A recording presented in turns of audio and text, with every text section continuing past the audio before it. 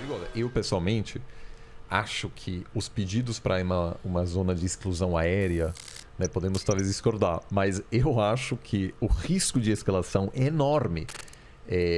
Que o Zelensky está pedindo o quê, basicamente? Ele está dizendo, eu quero ajuda da OTAN para estabelecer uma regra de que não pode haver avião russo sobrevoando a Ucrânia. Porque a vantagem é muito grande. Se você tem um avião e você bombardeia, assim, você vai destruindo todo mundo de cima. Claro. Então, o que ele está pedindo? Basicamente... Eu até não entendo por que o Putin não está fazendo isso.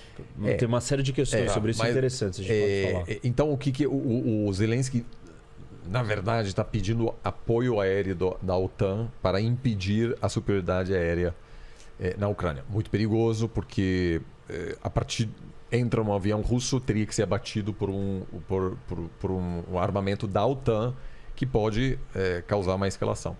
Ou então, por um avião da OTAN. Exato. Então, a medida... Assim, a melhor solução são sanções. Ou seja, impedir que a Rússia mantenha a sua relação comercial com você, né? Com as sanções agora, você está sancionando oligarcas russos, que são pessoas que concentram muito poder econômico. Estão muito próximos do Putin também, né? Sim. Gente que vai reclamar com o presidente. Olha, cara, você está... dificultando a compra, o uso de cartão de crédito dos russos no exterior, etc, etc. Isso já deixando... Companhia aérea, você não consegue mais voar, sair dali para chegar na Europa, não tem mais voo. E os aviões russos, por exemplo, agora não podem mais comprar peça.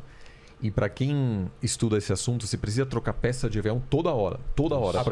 Para garantir a segurança. Ou seja, a partir do momento que a Rússia não consegue mais comprar peça, voar é muito perigoso. Isso aconteceu com o Irã e vários aviões caem no Irã exatamente por isso. O que eles fazem? Eles produzem domesticamente as peças. Tosco. Exato. Agora, a sanção, então, ela faz sentido político. Por quê? O Biden, o governo alemão, estamos sancionando, beleza. Então, há uma sensação de estamos fazendo algo. Alguma coisa. E o problema, muitas vezes, é as sanções, enfim, se impõem, o mercado se ajusta.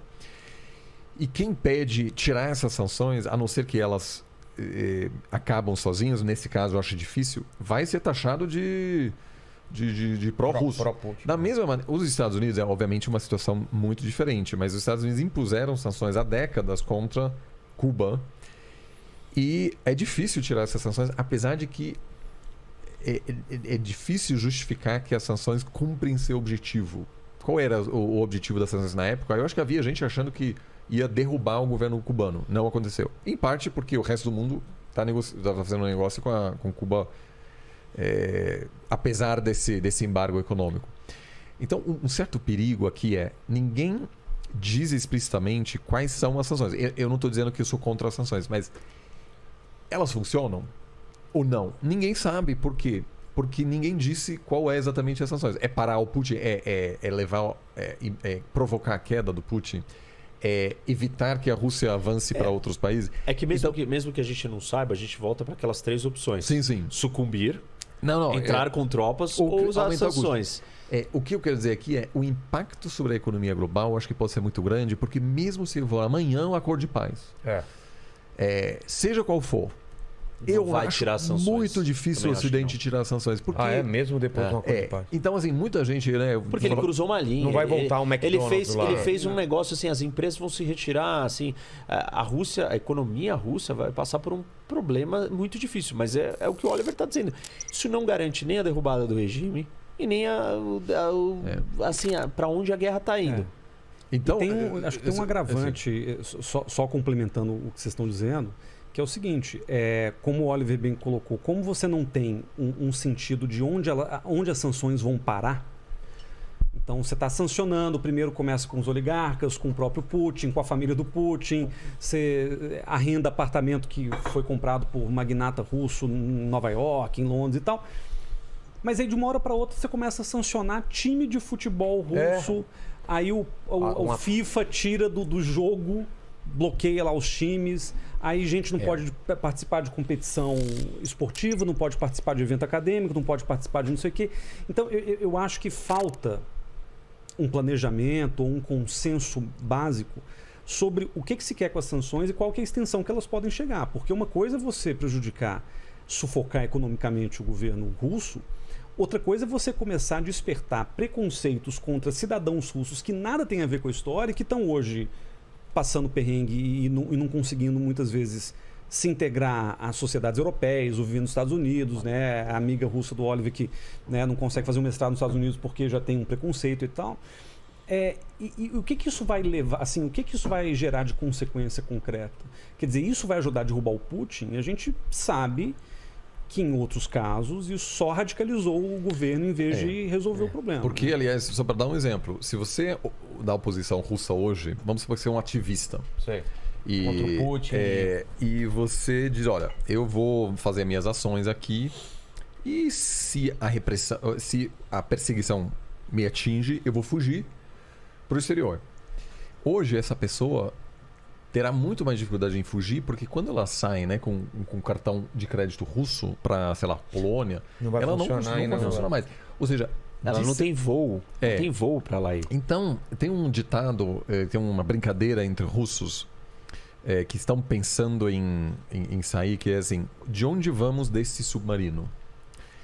Você não tem como sair. Agora, então, se você está pensando, será que eu faço um protesto? Se eu consigo fugir do país, qualquer coisa, eu posso até, acho, você pode ter mais liberdade em arriscar tudo, porque se o cara quiser te prender, se ficar sabendo, olha, eles vão atrás de você. Não, primeiro eu vou para a Polônia ou outro país. Agora não tem mais.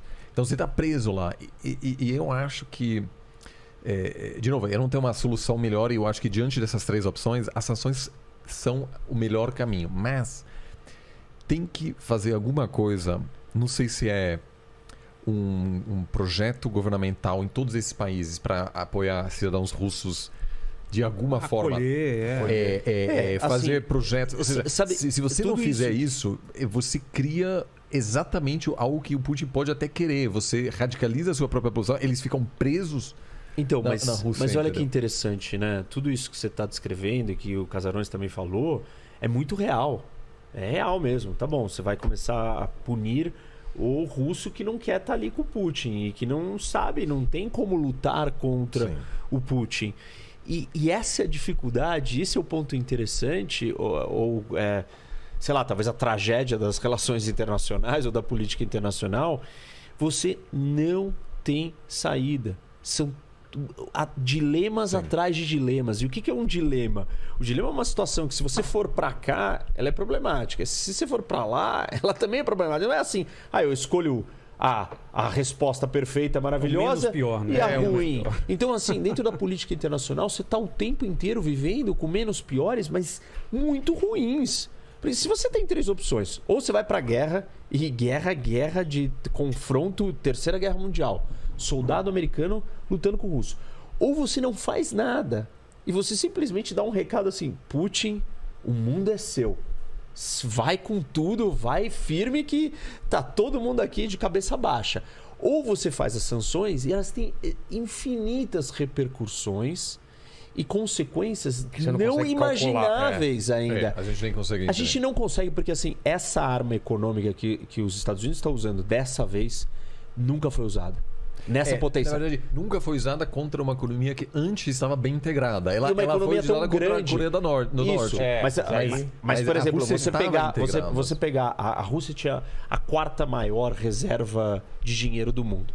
Porque o Putin se preparou para essa guerra. Então ele tinha lá mais de 600 bilhões guardados. E assim, uma lógica econômica básica e fundamental é: você credor, você tem poder. Certo? Você tem dinheiro para emprestar. Você tem 600 bilhões guardados em casa, você tem poder. Isso te dá poder, te resguarda. Você é rico, né? Então, a Rússia era rica. Os Estados Unidos e o Ocidente foram lá e fizeram assim.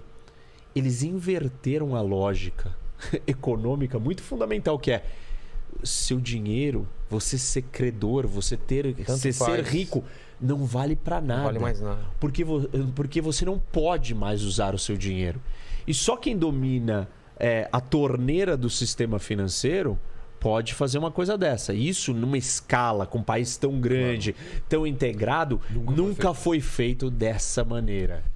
Claro que as consequências disso são gigantescas, a gente nem sabe. Mas, de novo, repito para todo mundo. Se a gente não fizer isso, Só sobra aquelas 2 outras opções, que também me parecem catastróficas. Mas que pode ser usado ainda. Vocês Pode, acham que mas existe essa possibilidade? mas é o que guerra, você diz? É? Sim.